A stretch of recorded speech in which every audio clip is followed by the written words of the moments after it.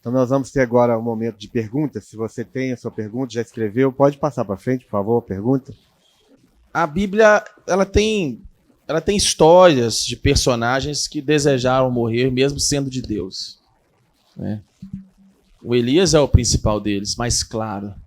Profetão dos mantos, pentecostal, raiz, reformado, carismático. Mas ele pediu para morrer.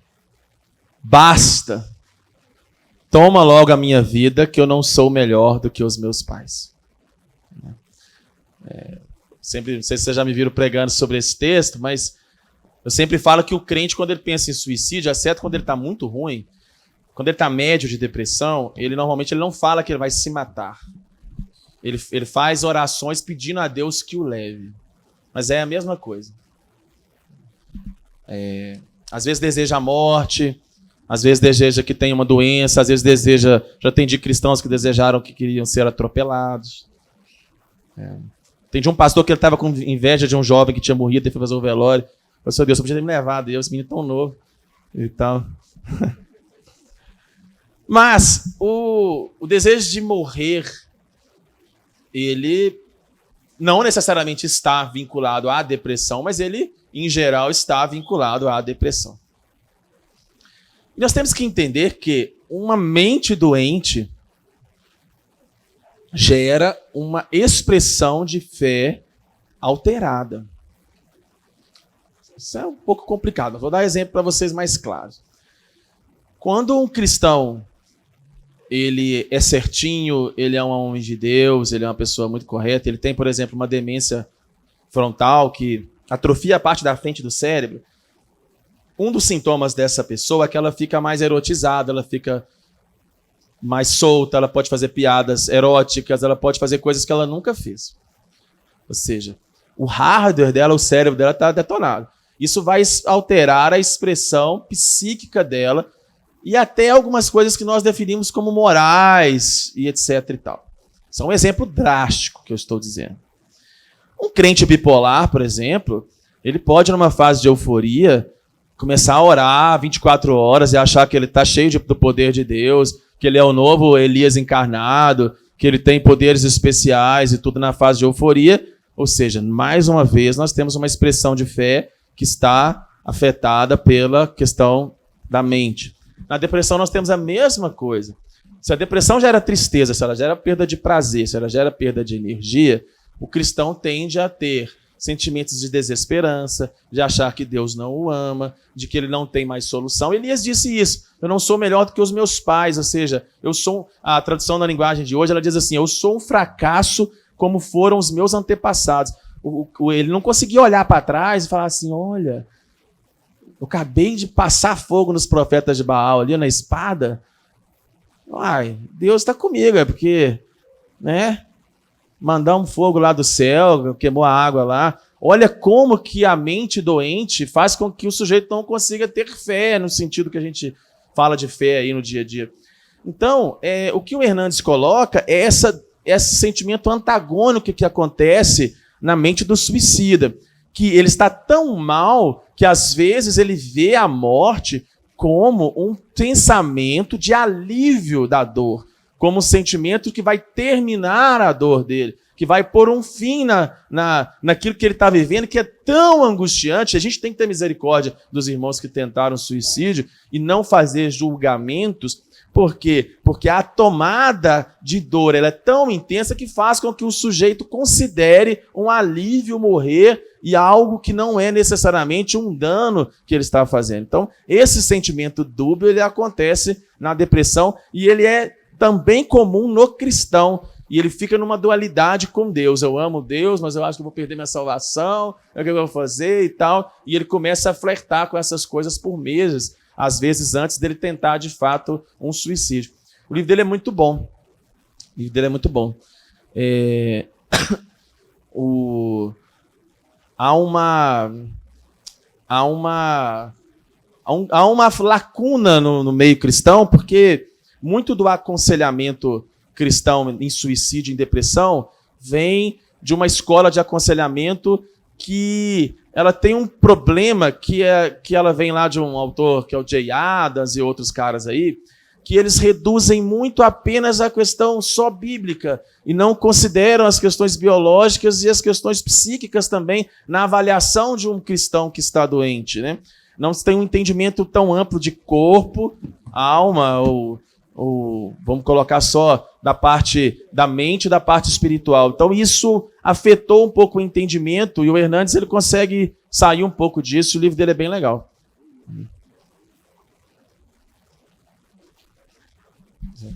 Bom, são várias perguntas, vamos ver se a gente consegue. Qual a influência das teologias de maldição hereditária, libertações místicas de demônios excessivos na saúde mental das pessoas? Olha, uma opinião minha, né? Não sei qual que é a encrenca aqui, né? Não sei. Que a gente hoje tem que... Eu, Ismael, acredito que... Posso mudar de ideia amanhã, se Deus me revelar algo diferente. Converteu-os, nossas maldições foram quebradas. Ponto. Mas nós temos duas coisas que nós temos que pensar. Aí é uma discussão também muito ampla. A primeira coisa é que a ciência vem mostrando que coisas boas e coisas ruins, elas modificam o seu DNA por uma coisa que nós chamamos de epigenética. Se você passa um trauma, ou se você tem hábitos bons, isso vai modificar os seus genes. E isso pode passar para os seus descendentes. Você ter uma vida saudável hoje, com hábitos saudáveis, e você gera um filho, ele carrega depois, por mecanismos epigenéticos, coisas boas da sua herança genética. Você modifica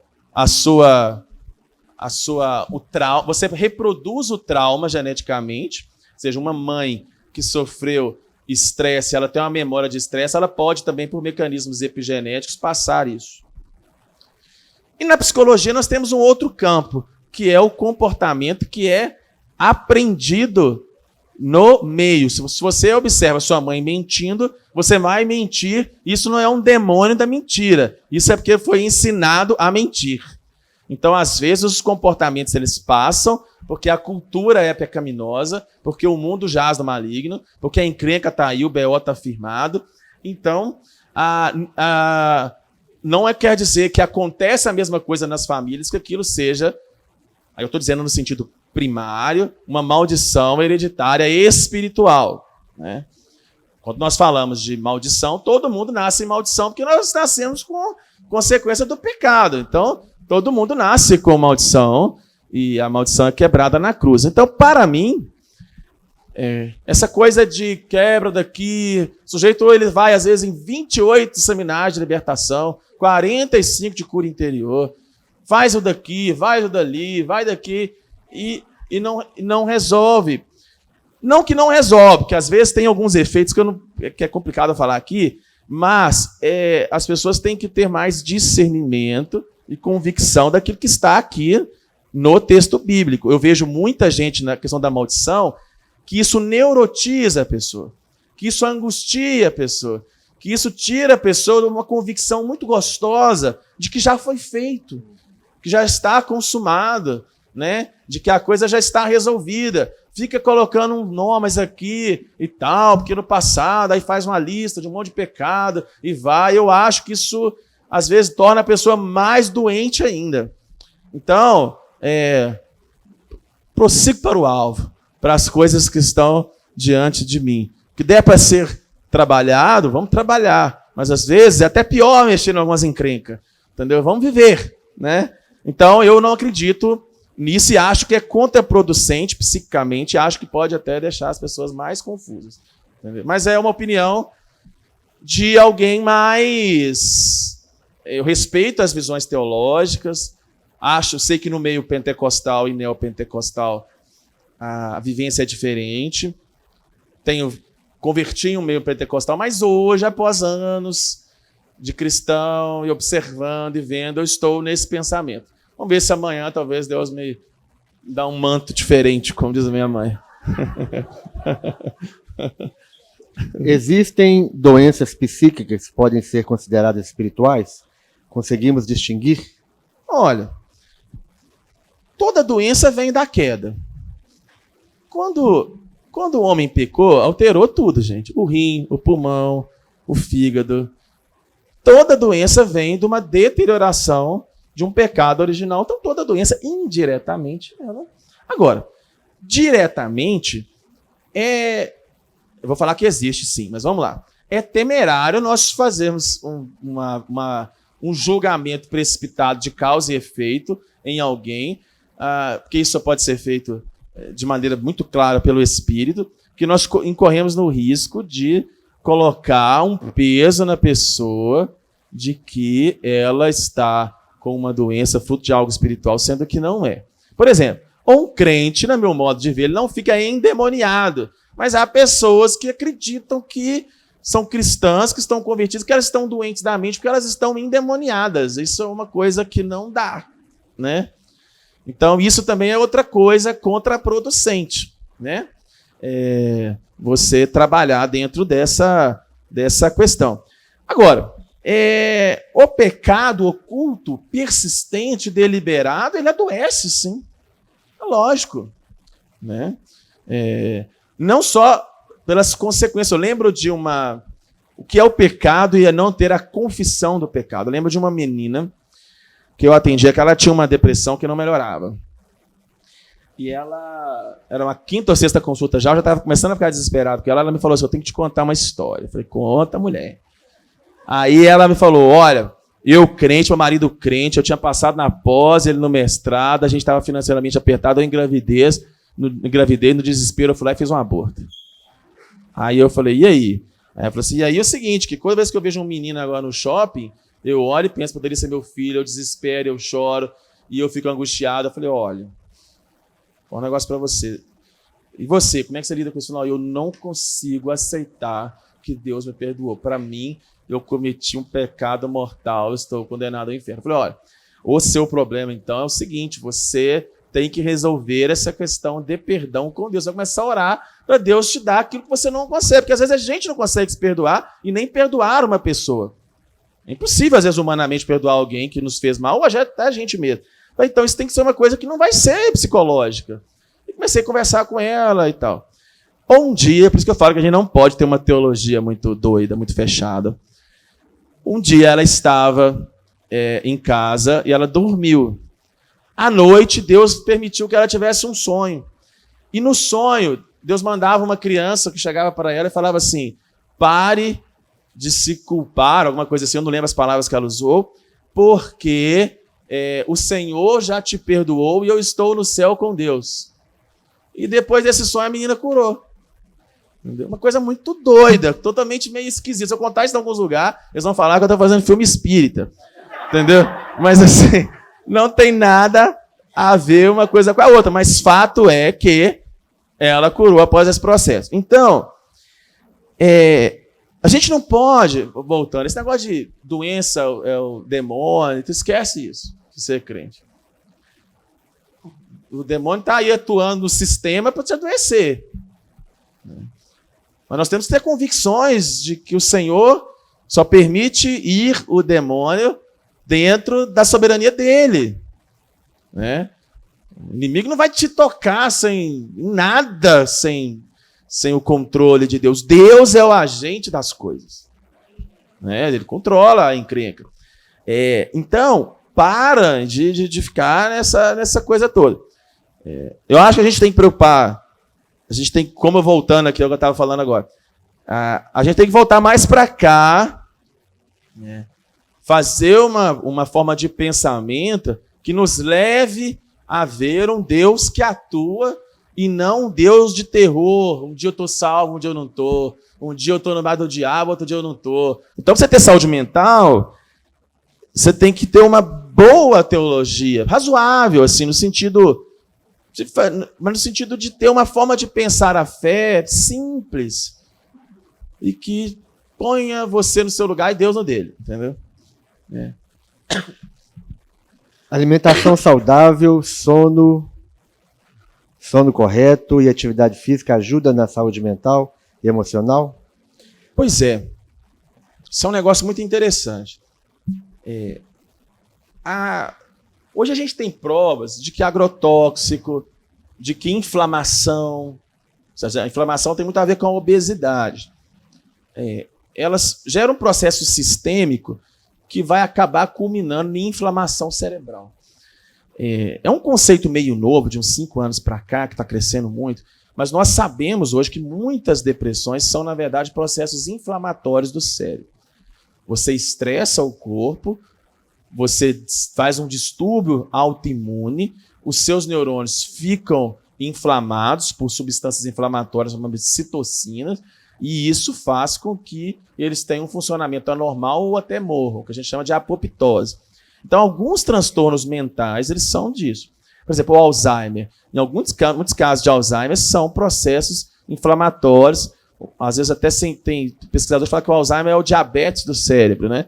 E que vai levando a uma morte neuronal. Então, de fato, você não vai tratar depressão com suplemento de triptofano, né? Com essa moda aí. Para com essas conversas fiadas. Mas, médio prazo, uma vida equilibrada te traz saúde. Né? Acho que por isso que adventista tem menos problema psiquiátrico, né? Entendeu? Já viram adventista? Tá, chega adventista, tudo natural, cara. Come bem, verdura, entendeu? Tudo exercício físico, descansa, porque ninguém perguntou, mas uma das coisas que o crente adoece é a lei do sábado. O crente não descansa, né? Tô falando aqui pra você, né? Que o cara chegava no consultório de segunda trabalho, eu falei, olha, que às vezes você fala em sábado, o cara acha que é adventista, né? Mas eu falo, tem um princípio de descansar, camarada. Se você não tiver um tempo, você, né? Então, assim, você tem que quebrar a rotina. Então, dá pra gente estudar. Vamos ler mais autores adventistas, pra gente poder ficar mais sarado, fitness, né? Né? Vamos ver. Pode passar? Pode. Como a igreja pode atuar em adolescentes que pensam em suicídio? Acho que a igreja tem que ter um programa ativo de captação desses casos. Vamos lá. Não dá para colocar um programa grande em igreja pequena, mas a igreja ela tem que ter 2 ou 3 pessoas de referência, treinadas, bons conselheiros cristãos, aos quais podem ser direcionados a esses casos. Então, assim, quem lida com adolescente tem que se preparar para isso. Aí você vai ter pessoas com sensibilidade, com habilidade, e esses casos vão ser direcionados para atender. Pensamento suicida não é para só aconselhamento cristão, tem que ir para profissional, psicólogo, tem que passar, gente. Não é um crente que precisa segurar só em igreja. Tá com pensamento de morte adolescente, fica só orando, não. Não estou duvidando da fé de vocês, mas o certo é vocês fazerem uma coisa integrada, entendeu? Joga na mão do psicólogo para fazer uma avaliação e ver se precisa de psiquiatra e tal, e vai vendo, entendeu? Fala algo para aqueles irmãos que têm preconceito com os atendimentos com psicólogos e psiquiatra. Uai, o fim tá próximo, a gente tem que, entendeu? O fim tá próximo, entendeu? Fala, entendeu? Vou dizer, o fim tá próximo. Esse que te digo, entendeu? Esse que te digo. Entendeu? Olha, esse que te digo, às vezes você precisa dar uma boinha, meu filho, pra você não afogar na correnteza, é só isso. Não vai parar a correnteza, você vai continuar nos seus B.O., mas você precisa de uma boinha, senão você vai morrer afogado. Então, assim, mas brincando,